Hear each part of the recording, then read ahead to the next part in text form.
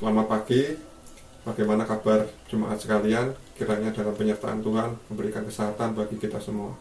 Mari kita bangkit berdiri, kita mulai ibadah kita pada pagi hari ini.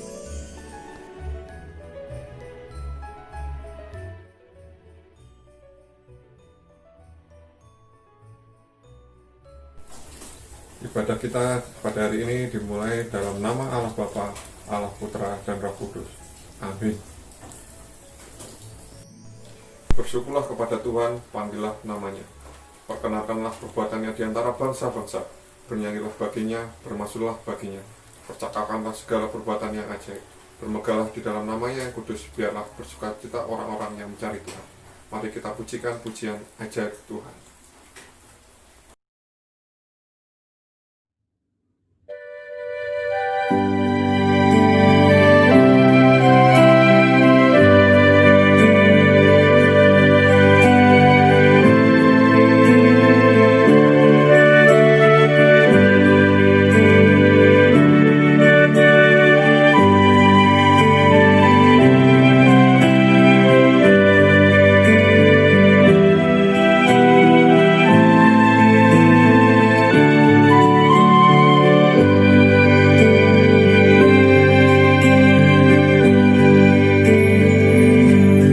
Ya Tuhanku, bila ku ingat akan segenap alam yang Kau ciptakan, lihat bintang dan dengar bunyi guru, kuasa-Mu nyata di segenap alam. Maka jiwaku pun memuji-Mu, sungguh besar Kau Allahku. Ku bersorak memuji nama-Mu. Ajaib Tuhan, ajaib Tuhan.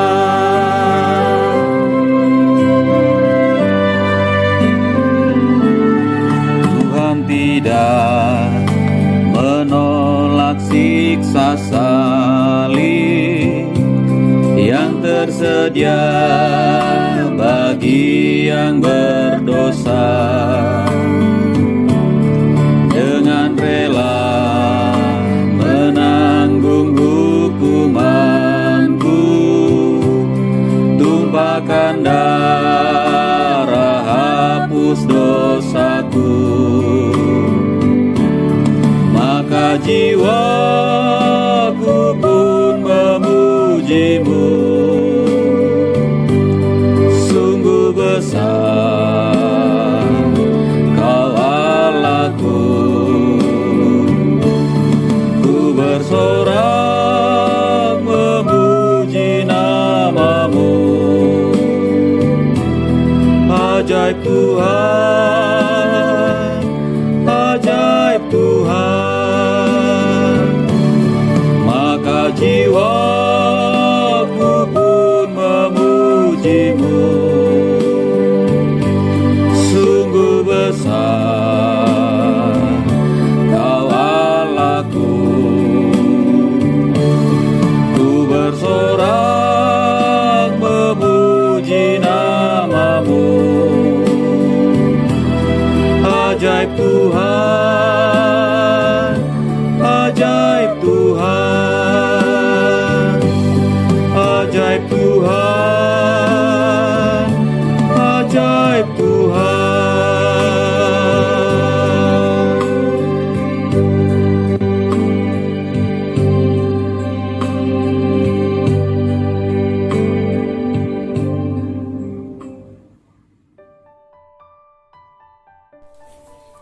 Panggilan ibadah kita pada pagi hari ini diambil dalam Mazmur 29 ayat 1 sampai 2 yang berbunyi demikian.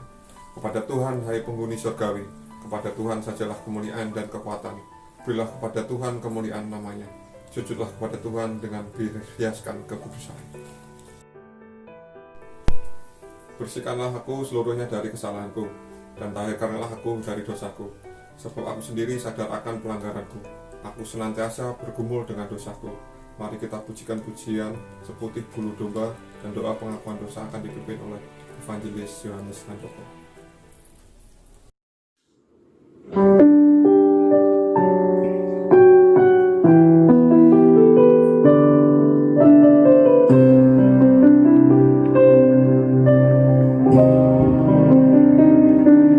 Tak kau lupakan diriku, kau ingatku adalah debu, tetapi kau meninggikannya di hadapan malaikatmu. Tak kau hapuskan namaku dari kitab kehidupanmu. Kau tak malu mengakuinya di hadapan Bapa. Kau Allah yang tiada mengingat lagi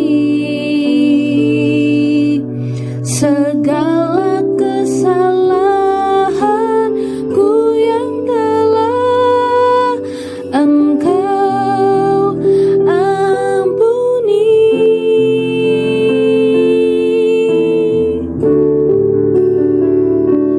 Walau dosaku merah pakaian kesumba, Engkau menjadikanku putih seputih bulu domba.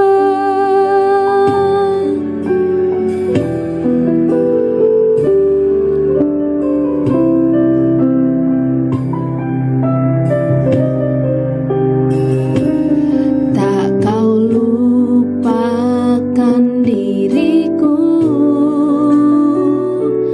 kau ingatku adalah debu,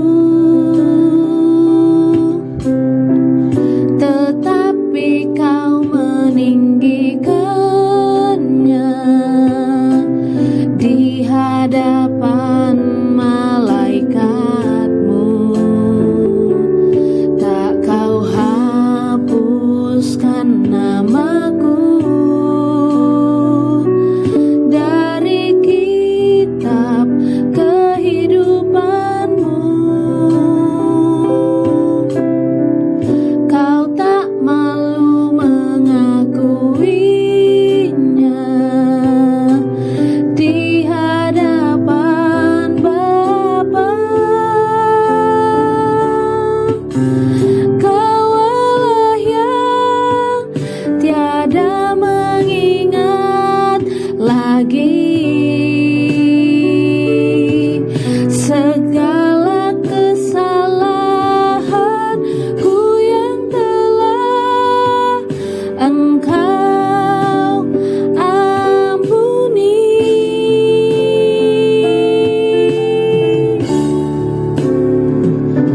Walau dosaku merah pakaian kesumba, Engkau menjadikanku putih seputih bulu domba.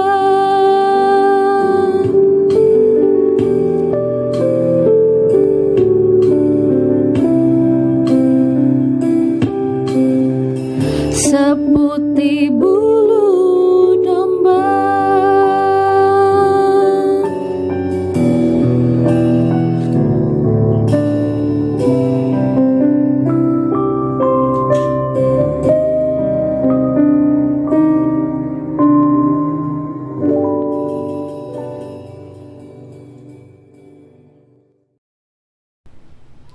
Mari saudara, kita akan masuk di dalam doa pengakuan dosa. Bapa yang di sorga, pada hari ini kami mohon kepadamu Tuhan. Kami yang lemah, terbatas, dan berdosa ini, kami mengakui dosa dan pelanggaran kami di hadapan Tuhan. Kami tahu Tuhan, sepanjang tahun 2020 ini, kami banyak mengecewakan hati-Mu dan juga hati sesama kami. Karena itu kami mohon pengampunan dari-Mu. Kami mengakui bahwa itu semua menyakiti hati Tuhan dan menyakiti hati sesama kami. Kami mohon kepadamu Tuhan, kiranya melalui ibadah ini, melalui perjalanan iman kami bersama-sama dengan Engkau, kami terus dikuatkan dan juga dipimpin oleh kebenaran Roh Kudus-Mu, sehingga kami dapat semakin serupa dengan Engkau. Terima kasih Tuhan, dalam nama Tuhan Yesus kami berdoa. Amin. Berbahagialah setiap kita yang sudah mengaku dosanya di hadapan Tuhan. Dengarkanlah berita anugerah yang terambil dari Mazmur 51 ayat 9 sampai 10. Bersihkanlah aku daripada dosaku dengan hisop, maka aku menjadi tahir. Basuhlah aku, maka aku menjadi lebih putih dari salju. Biarlah aku mendengar kegirangan dan sukacita. Biarlah tulang yang kau remukkan bersorak-sorak kembali. Di dalam damai dengan Allah dan manusia, sekarang dengarlah firman Tuhan yang menjadi petunjuk baru bagi kita sekalian, yang terambil dari Yohanes 1 ayat 14. Firman itu telah menjadi manusia dan diam di antara kita, dan kita telah melihat kemuliaannya, yaitu kemuliaan yang diberikan kepadanya sebagai anak tunggal Bapa, penuh kasih karunia dan kebenaran. Mari kita bangkit berdiri, bersama-sama dengan orang percaya di segala tempat dan abad, kita mengikrarkan iman kita seturut dengan pengakuan iman rasuli yang berbunyi demikian. Aku percaya kepada Allah Bapa yang Maha Kuasa, Halik langit dan bumi, dan kepada Yesus Kristus, anaknya yang tunggal Tuhan kita, yang dikandung dari Roh Kudus, lahir dari anak darah Maria, yang menderita sengsara di bawah pemerintahan Pontius Pilatus, disalibkan, mati dan dikuburkan, turun ke dalam kerajaan maut. Pada hari yang ketiga, bangkit pula dari antara orang mati, naik ke surga, duduk di sebelah kanan Allah, Bapa yang Maha Kuasa, dan dari sana ia akan datang untuk menghakimi orang yang hidup dan yang mati.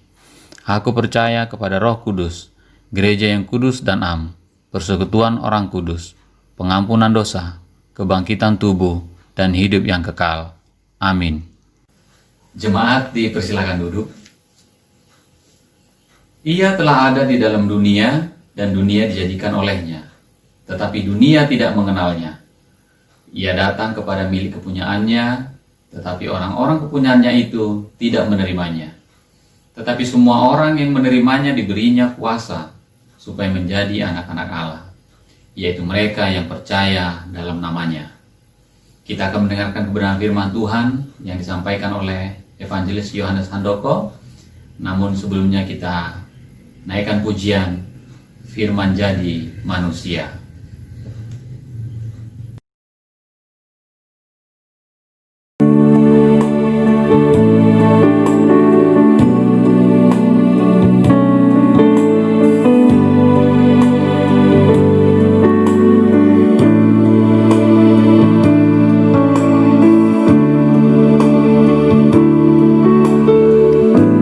Firman jadi manusia, diam di antara kita. Ada hidup terang bagi manusia, Engkau datang bagi kepunyaanmu.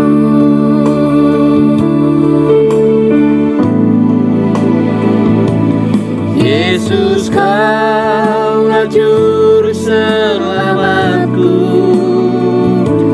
Ku akui Kau Tuhan bagiku. Kau terang bagi saat gelapku.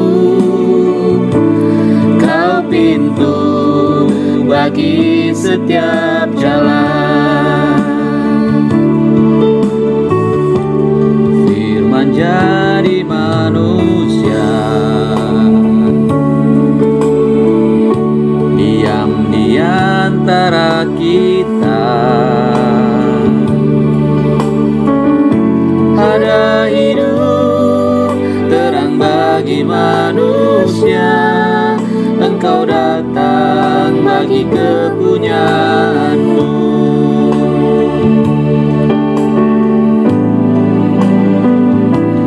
Yesus, Kaulah juru selamatku. Ku akui Kau Tuhan bagiku. Kau terang bagi saat gelapku.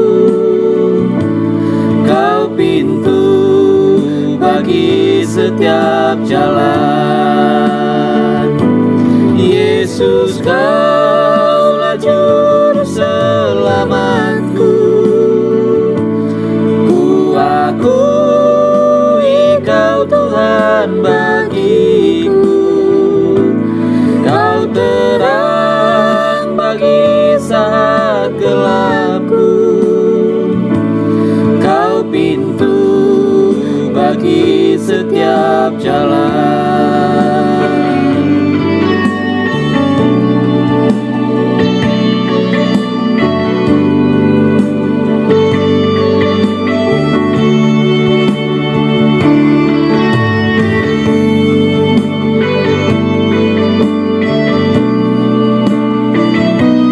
Yesus, Kaulah juru selamatku.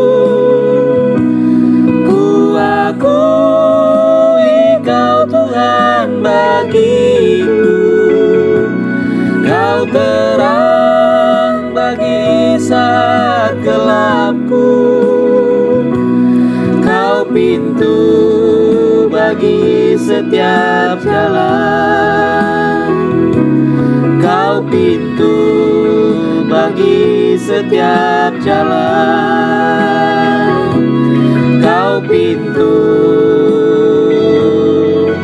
bagi setiap jalan.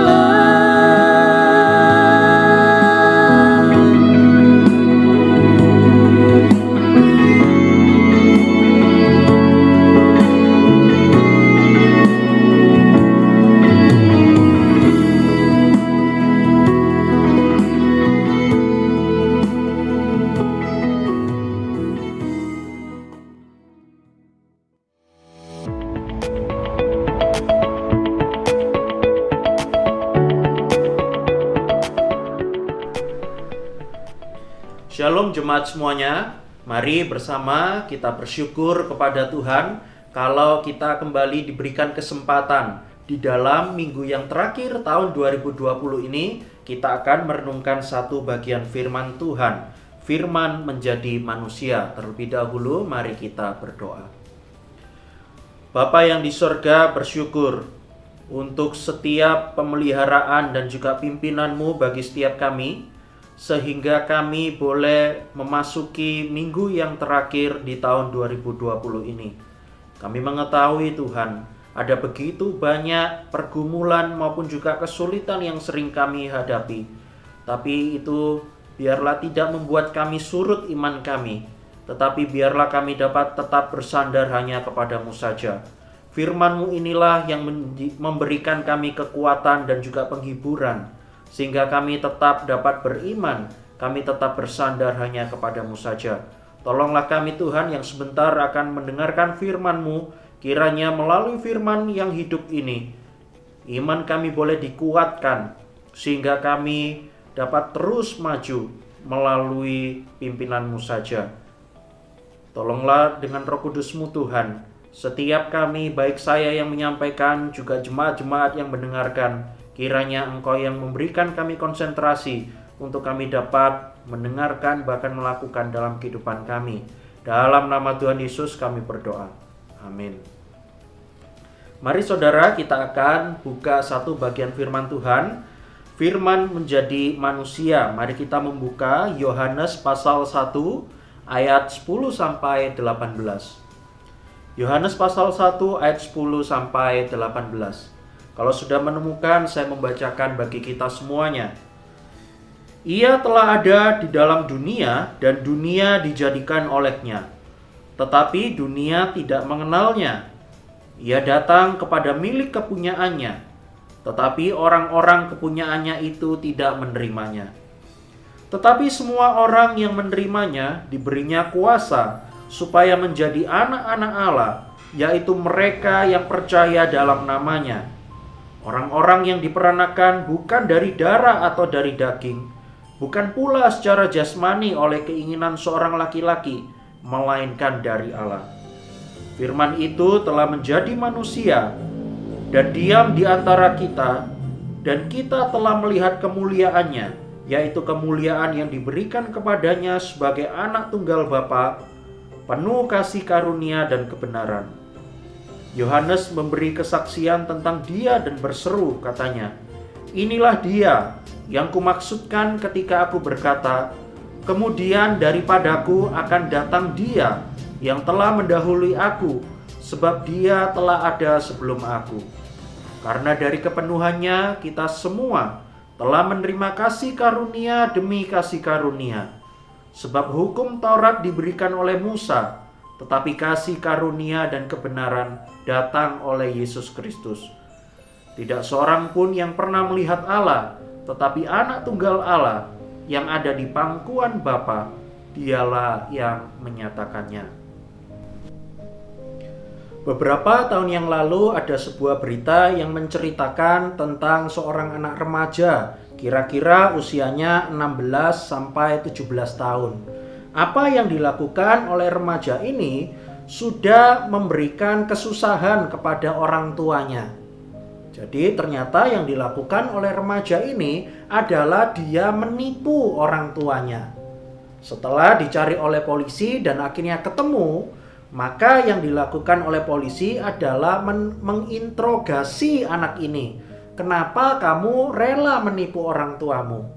Ternyata ketika anak tersebut ditanyai, polisi lalu akhirnya mendapatkan sebuah jawaban dan juga alasan bahwa sebenarnya yang dia tipu bukanlah orang tuanya, tetapi orang tua angkatnya.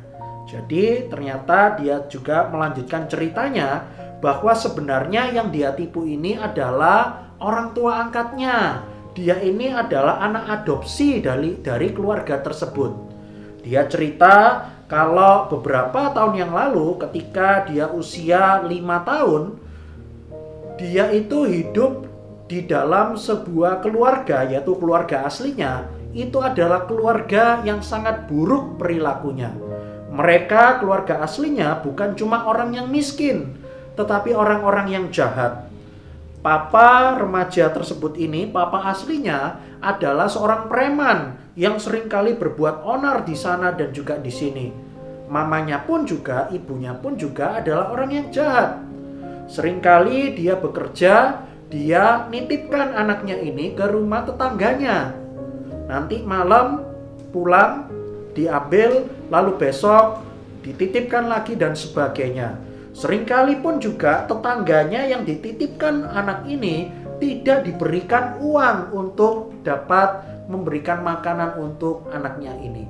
Saudara, ketika mendapati keluarganya adalah keluarga yang buruk, akhirnya keluarga angkatnya ini karena rasa belas kasihannya akhirnya ingin membawa anak ini untuk hidup bersama-sama dengan dia. Artinya dia diangkat menjadi anaknya. Lalu polisi ini heran, loh, jadi orang tua angkatmu ini adalah orang yang baik? Anak remaja ini jawab, iya baik. Loh kok kamu nipu dia? Lalu anak remaja ini juga mengaku bahwa hasil tipuannya, jadi uang yang didapatkan dari menipu orang tuanya ini, ternyata diberikan lagi kepada orang tua aslinya yang begitu jahat dan juga sudah membuang dia. Saudara, mungkin ketika kita melihat berita ini, kita heran kepada anak remaja ini. Bodoh sekali anak ini. Dia rela menipu keluarga angkatnya yang begitu baik hati, yang begitu sayang kepada dirinya. Dia rela, dia menipu orang tua angkatnya untuk menghidupi orang tua aslinya yang sebenarnya begitu jahat dan juga sudah tidak mempedulikan dia lagi. Kita bingung, ini mungkin sudah tidak waras kah? Atau mungkin memang dia ini memang adalah orang yang bodoh kah melakukan perbuatan semacam ini? Saudara, sebenarnya cerita yang saya sampaikan ini juga sama apa yang kita lakukan ketika kita masih senang hidup di dalam kegelapan. Lebih memilih hidup di dalam dosa dan kegelapan daripada kita hidup di dalam Allah yang mengirimkan juru selamat tersebut. Saudara sekalian, kita melihat di dalam ayat yang pertama sampai ayat yang ke-11 berkali-kali Rasul Yohanes memberikan sebuah kalimat-kalimat yang menunjukkan betapa jahatnya manusia yang sudah jatuh di dalam dosa. Bahkan 2 minggu yang kemarin ketika saya berkhotbah dari Injil Markus, berita Natal mengingatkan setiap kita bahwa Yohanes Pembaptis diutus oleh Tuhan supaya apa? Supaya membawa pertobatan bagi manusia yang sudah jatuh dalam dosa. Manusia sudah ada di dalam kegelapan. Manusia bahkan di dalam kegelapan, mereka tidak bisa melangkah, mereka tidak tahu kemana arah yang mereka tuju.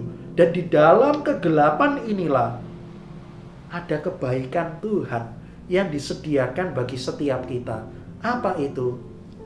Hari ini kita akan melihat sebuah firman Tuhan yang berjudul firman menjadi manusia. Kalau kita bandingkan istilah ini dengan surat Filipi yang ditulis oleh Rasul Paulus, firman menjadi manusia itu pakai kata inkarnasi.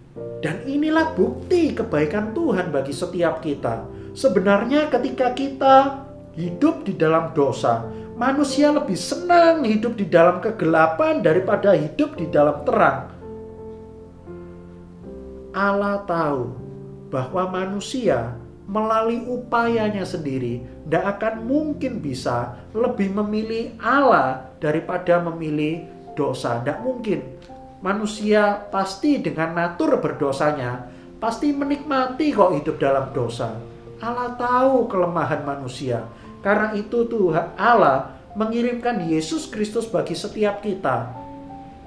Lahir ke dalam dunia yang tidak terbatas menjadi manusia yang terbatas. Allah yang tidak kelihatan menjadi manusia yang kelihatan, sama seperti setiap kita. Saudara, bukankah ini adalah berita Natal yang menjadi kekuatan dan penghiburan bagi setiap kita?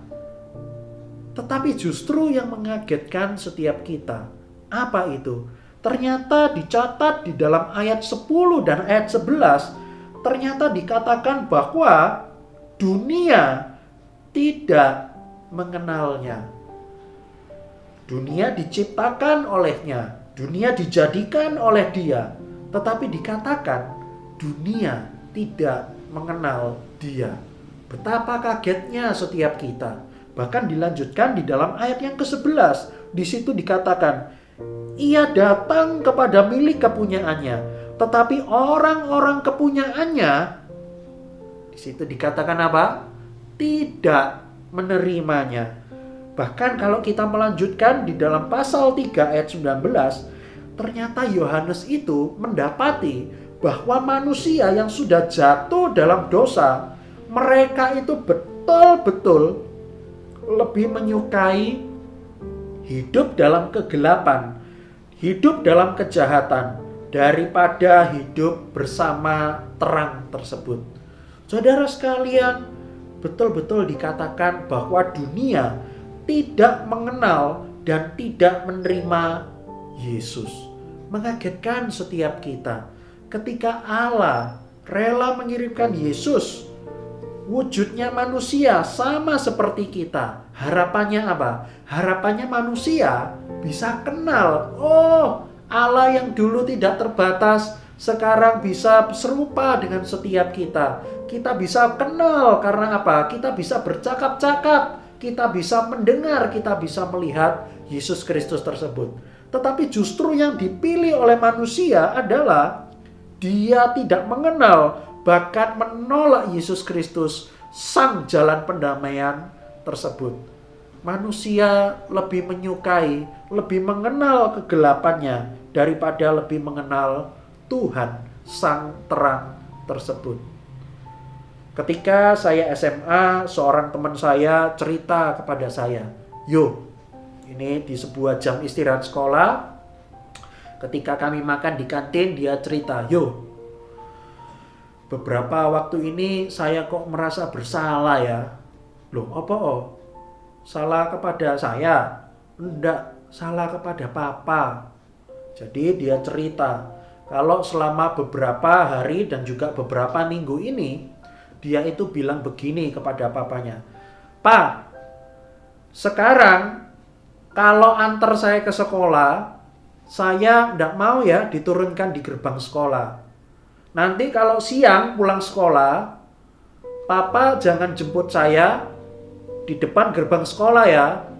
Papanya bingung, "Loh, apa oh?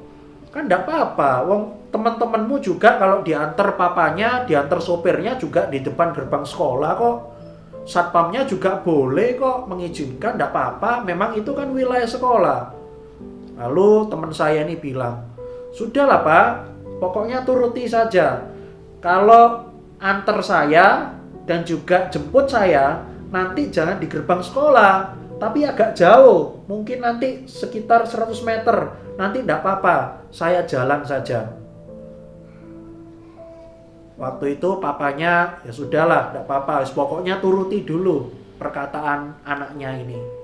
Berserang beberapa waktu yang lalu, beberapa waktu kemudian, karena saking penasarannya, papanya ini tanya, "Apa sih? Ada masalah tak?" Lalu anaknya ini jawab, "Saya ini malu." Loh, papanya, "Loh, apa? Malu apa?" "Iya, itu loh, teman-teman saya kalau diantar papa, kalau diantar sopir-sopirnya, itu mobilnya apa? Mobilnya bagus-bagus, mewah-mewah. Saya itu malu kalau dilihat teman saya, karena apa? Mobil papa itu loh mobil yang jelek, mobil yang tua, mobil pick up." Saudara sekalian, papanya waktu itu tidak percaya dengan apa yang dikatakan oleh anaknya. Suatu kali papanya ini di dalam kesedihannya, suatu siang dia jemput anaknya, dia tidak mau menuruti permintaan anaknya. Dia jemput anaknya di depan gerbang sekolah. Anaknya kaget ketika melihat papanya sudah berdiri dengan mobilnya yang jelek di depan gerbang sekolah. Yang dirasakan oleh teman saya ini adalah dia toleh kiri, dia toleh kanan, dia malu. Kalau temennya lihat, "Aduh, mobilmu kok jelek sekali, mobilmu sudah tua, mobil pickup lagi sudah jelek." Lalu dia bilang, "Pak, saya tidak mau pulang. Sudah, hari ini saya pulang jalan kaki saja." Memang waktu itu belum ada Gojek, Grab dan sebagainya. "Sudah, saya jalan kaki. Saya tidak mau kenal papa. Kalau papa jemput di gerbang sekolah, saya tidak mau kenal papa. Saya tidak mau anggap papa." Saudara sekalian, kita melihat bahwa yang mengagetkan papanya adalah dia lebih memilih untuk tidak kenal, tidak menerima bahwa dia ini adalah anak dari papanya.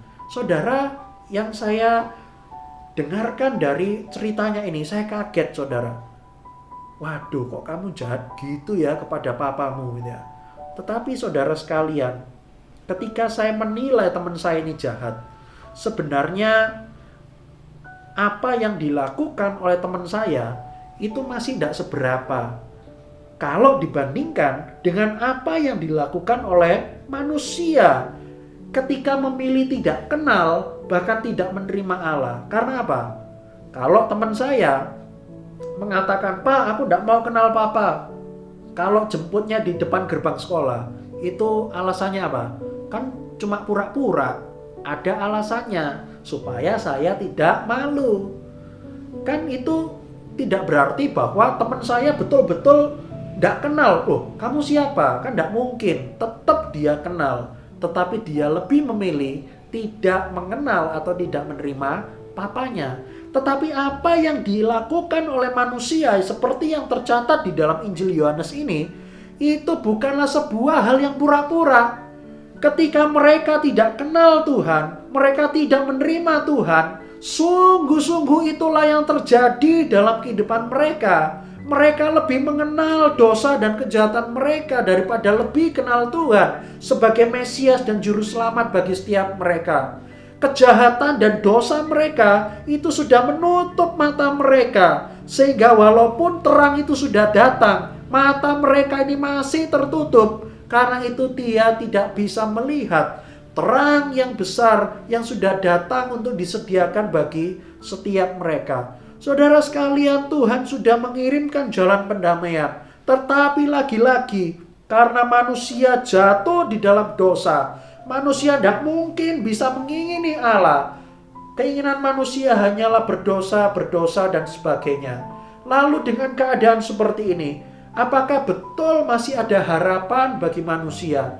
Saudara, di dalam kebaikan Tuhan, ternyata jawabannya adalah iya. Tuhan memberikan kekuatan bagi manusia. Karena apa? Karena Allah tahu bahwa manusia itu tidak dapat berupaya sendiri. Manusia butuh pekerjaan Tuhan. Apa itu bentuknya? Ayat 12 menjadi penghiburan bagi setiap kita. Dikatakan begini, tetapi semua orang yang menerimanya diberinya kuasa supaya menjadi anak-anak Allah, yaitu mereka yang percaya dalam namanya. Artinya apa? Di situ dimulai dengan kata tetapi. Ada sebuah pergantian keadaan. Kalau dulunya manusia tidak mau kenal Allah, tetapi karena pekerjaan Tuhan, tetapi sekarang kita diberikan kuasa, kita diberikan hak. Kalau di dalam bahasa aslinya diberikan hak untuk kita diangkat menjadi anak-anak Allah. Saudara, ketika status kita menjadi anak Allah, status yang sangat baik tersebut sekarang memampukan setiap kita untuk apa? Sekarang kita dapat melihat kemuliaan Allah. Kalau kita melihat di dalam ayat 14, dikatakan bahwa kita telah melihat kemuliaannya, yaitu kemuliaan yang diberikan kepadanya sebagai anak tunggal Bapa, penuh kasih karunia dan kebenaran. Artinya apa? Ketika kita sudah jadi anak Allah, sekarang kita bisa melihat kemuliaan Tuhan. Bandingkan dengan keadaan kita yang dulu. Sebelum kita kenal Tuhan, mata kita ini tertutup oleh dosa. Mata kita ini tidak bisa melihat kemuliaan Tuhan. Tetapi sekarang, ketika status kita menjadi anak Tuhan, ayat 14 mengajarkan setiap kita, sekarang kita telah melihat kemuliaannya. Loh, bukankah ini adalah pekerjaan Tuhan yang dinyatakan bagi setiap kita? Ketika saya dan Anda semua dulunya adalah anak-anak yang dimurkai oleh Tuhan. Paulus menyebutkan seperti itu. Anak-anak yang dimurkai oleh Tuhan. Tetapi sekarang di dalam anugerah Tuhan, kita bukan orang-orang yang dimurkai Tuhan. Kita bukan orang-orang yang akan menerima hukuman kekal. Tetapi sekarang kita adalah anak-anak Tuhan. Apakah seorang anak akan dihukum kekal oleh papanya? Tidak mungkin. Keselamatan itulah yang akan kita tuju menjadi tujuan akhir ketika kita menjadi anak-anak Tuhan. Ketika kita menjadi anak Tuhan, status kita itu jelas. Lalu apalagi yang disampaikan? Ayat 16. Karena dari kepenuhannya kita semua telah menerima. Perhatikan di sini baik-baik. Kasih karunia demi kasih karunia. Saudara, ini adalah kalimat yang sangat indah loh. Kita telah menerima kasih karunia demi kasih karunia. Kalau kita melihat kalimat ini, kita tentu mendapati bahwa kasih karunia yang diberikan Tuhan kepada setiap kita jumlahnya lebih dari satu. Memang yang paling utama yaitu karunia keselamatan. Tetapi pernahkah setiap kita mencoba menghitung dari kita kecil, dari lahir kecil sampai kita hidup hari ini? Pernahkah kita menghitung banyaknya itu berapa ya kasih Tuhan kepada setiap kita? Saudara, tidak terhitung loh. Kita tahu yang paling besar adalah karunia keselamatan.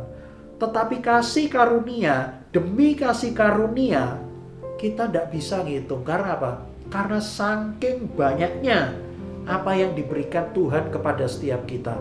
Lalu ayat 17 dikatakan, sebab hukum Taurat diberikan oleh Musa, tetapi kasih karunia dan kebenaran datang oleh Yesus Kristus. Artinya apa? Sekarang ketika kita menjadi anak Allah, status kita bukanlah hidup di dalam hukum Taurat. Sekarang status kita hidup di dalam kasih karunia. Loh saudara, bukankah ini adalah bukti bahwa Tuhan betul-betul total memberikan jalan pendamaian bagi setiap kita. Kita tidak lagi ada di dalam kuasa hukum Taurat. Kalau kuasa hukum Taurat masih ada bagi kita, maka harus melakukan Taurat secara sempurna baru diselamatkan. Tetapi syukur kepada Tuhan, kalau saya dan Anda semua tidak hidup di dalam kuasa hukum Taurat, tetapi hidup di dalam kasih karunia. Dan itulah yang kita dapatkan ketika kita menjadi anak Tuhan. Beberapa waktu yang lalu saya membaca sebuah artikel, dan artikel ini saya pikir sangat betul dan sangat relevan bagi setiap kita untuk kita boleh mengingat, kita boleh memaknainya sesuai dengan apa yang saya ajarkan melalui ayat-ayat ini. Artikel tersebut berbicara tentang makna Natal, dan ada sebuah kalimat yang saya garis bawahi karena sangat baik. Dikatakan begini, the most important of Christmas is presence over presence. Mungkin kita bingung, Rose itu artinya apa ya? Nah, kalau yang bisa bahasa Inggris mungkin kita dengan mudah dan langsung tahu apa makna yang terkandung dan diajarkan di dalam kalimat ini. The most important of Christmas is presence over presence. Artinya apa? Yang paling penting dari Natal itu adalah kehadiran di atas hadiah. Apa maksudnya? Saudara, makna Natal bagi setiap kita, Allah mengirimkan Yesus Kristus untuk menjadi jalan pendamaian bagi setiap kita. Dikatakan di dalam Matius pasal yang pertama ayat 23, Allah yang datang ke dalam dunia adalah Allah yang Immanuel, Allah beserta dengan kita, Allah yang hadir dengan kita. Itu jauh lebih penting daripada semua hadiah-hadiah Natal yang sudah kita dapatkan di dalam kehidupan kita. Makna Natal itu adalah tentang kehadiran, bukan tentang hadiah. Yang paling penting adalah kehadiran Tuhan dalam kehidupan kita. Yang lainnya adalah bonus-bonusnya. Beberapa waktu yang lalu saya melihat sebuah channel YouTube yang namanya Dharman Studios. Saudara, Dharman Studios ini mengisahkan sebuah klip-klip yang sangat baik. Saudara sekalian, klip tersebut menceritakan tentang seorang anak perempuan.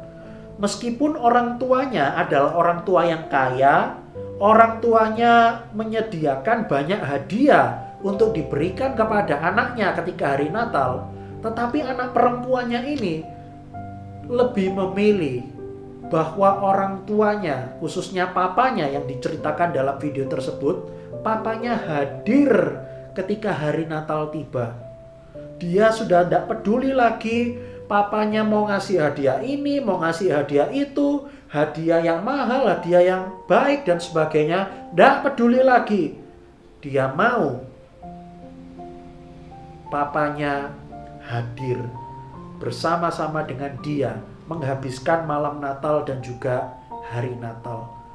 Saudara, justru yang dilakukan oleh manusia seringkali kebalikannya, bukan? Seringkali manusia itu lebih memilih berkat-berkat atau hadiah-hadiah jasmani dari Tuhan, sementara kehadiran Tuhan menjadi nomor yang kedua. Sebenarnya Alkitab mengajarkan setiap kita, makna Natal adalah Tuhan hadir bersama-sama dengan kita, dan itulah yang utama.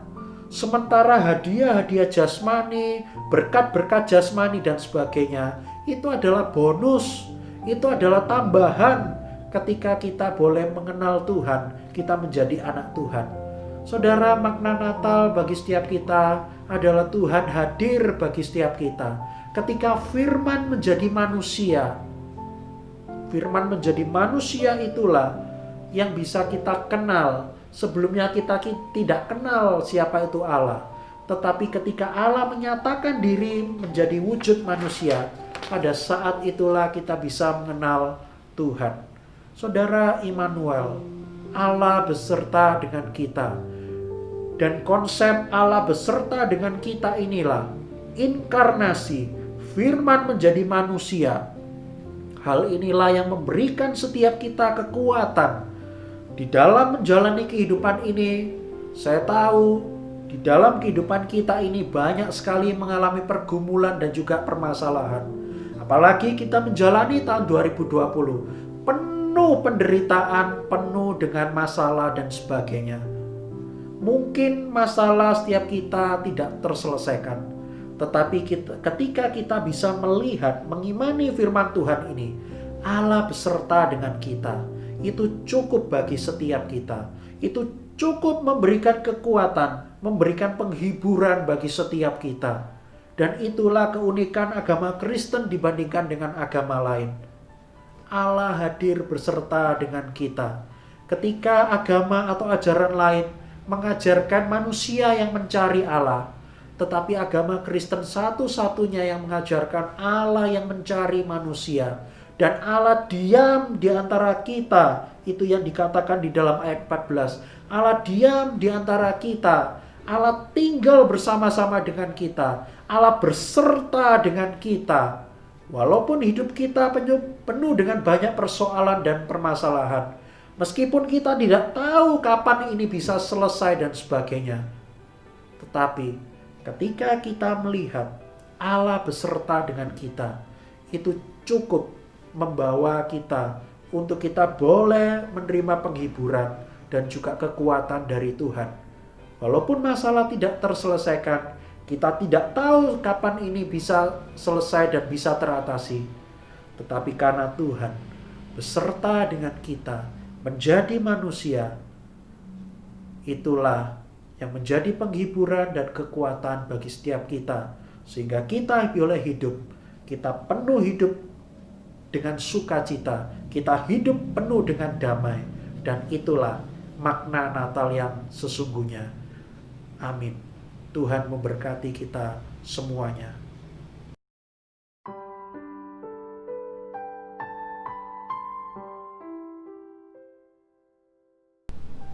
Mari kita masuk di dalam doa persembahan dan juga doa syafaat.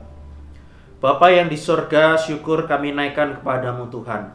Firman-Mu pada hari ini yang merupakan minggu yang terakhir di tahun 2020 ini sungguh-sungguh mengajarkan setiap kami untuk kami boleh menyadari bahwa kami ini adalah anak-anak Tuhan. Kami berdoa menyerahkan untuk setiap diri kami Tuhan, untuk kami boleh hidup, kami berlaku dan juga berbuat, menunjukkan bahwa kami ini adalah anak-anak Tuhan. Tuhan, kami juga bersyukur telah membawa persembahan sebagai wujud syukur kami kepada Tuhan. Kami mohon kepadamu, uang yang sudah diberikan maupun juga ditransfer, sungguh-sungguh dapat digunakan untuk pelebaran kerajaan-Mu melalui GKT Banyuwangi. Kami juga menyerahkan Tuhan bersyukur untuk setiap pimpinan dan juga penyertaan Tuhan kepada setiap kami, para jemaat-jemaat GKT Banyuwangi. Sepanjang tahun 2020 ini, di dalam setiap pekerjaan, pelayanan maupun juga kehidupan keluarga kami, Engkau sudah memimpin dan juga menyertai kami senantiasa. Kami tahu Tuhan, bahwa seringkali kami merasakan bahwa semuanya mungkin tidak berjalan sesuai dengan harapan-harapan setiap kami. Seringkali kami juga kecewa, bahkan menyalahkan Tuhan sepanjang tahun 2020 ini. Ampunilah setiap kami Tuhan. Tolonglah kami, sehingga setiap kami yang merupakan anak-anak Tuhan boleh terus Engkau bimbing dan juga Engkau sertai, sehingga ketika kami memasuki tahun 2021, kami bertambah kuat iman kami, sehingga kami dapat menunjukkan bahwa kami ini adalah anak-anak Tuhan yang taat dan juga yang setia.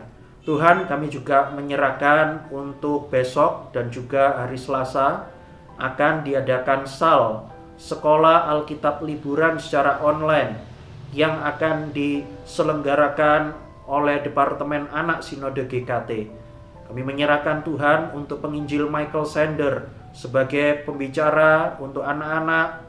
Kiranya di dalam setiap persiapan-persiapan yang ada, Tuhan memakai bibir dan juga mulutnya, sehingga firman yang diberitakan sungguh-sungguh boleh memberikan kekuatan bagi anak-anak yang mendengarkan, dan juga anak-anak dapat menerima Tuhan sebagai juru selamat mereka sedari mereka kecil. Kami menyerahkan juga untuk panitia yang dari Surabaya yang menyelenggarakan SAL secara online ini. Kami berdoa menyerahkan mereka semuanya ke dalam tangan-Mu, untuk panitia maupun juga peserta dapat mengikuti dengan baik.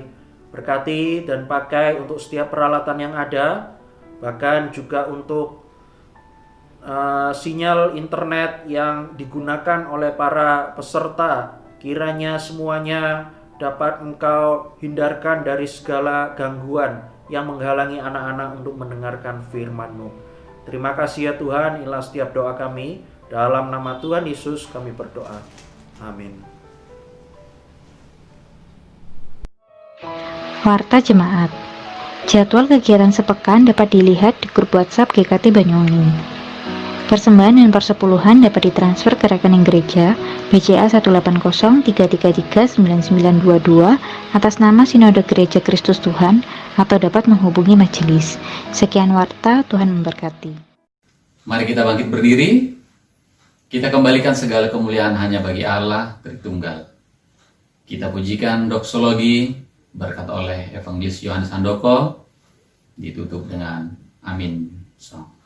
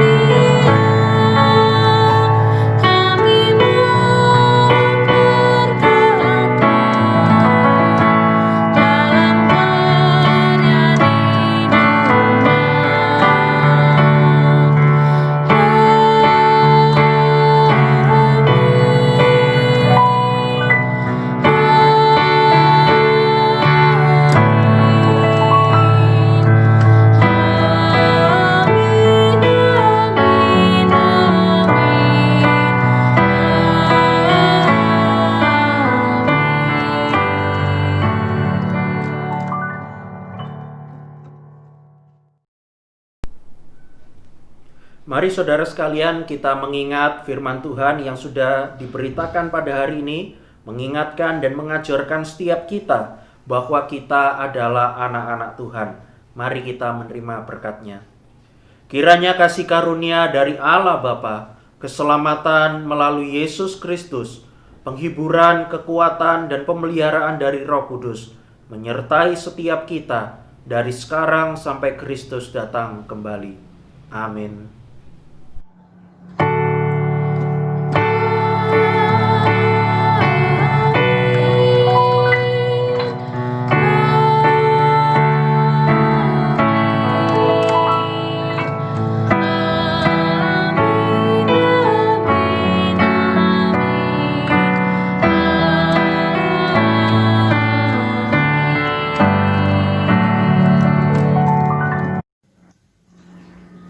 Mari kita mengambil saat teduh sejenak.